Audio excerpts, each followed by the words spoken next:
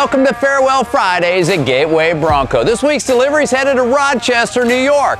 This is an example of a customer that came to us asking us to take the project that started off at another shop and finish it for him. They couldn't get it across the finish line, so he brought us a box of parts, and this is how it turned out.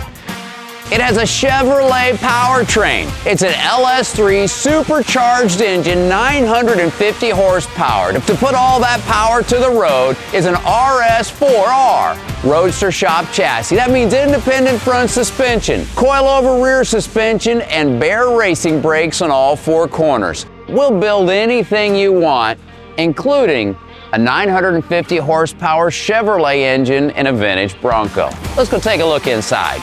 The customer even purchased and selected this exact leather and the cloth inserts. It's got heated seats as well, power window lifts controlled from the console, C-deck flooring underneath, and a leather-covered roll bar. And we are delivering dreams to driveways every week. If you'd like to learn more how to turn your dream into a reality, please give me a call. Thanks so much for joining, and let's take a ride together.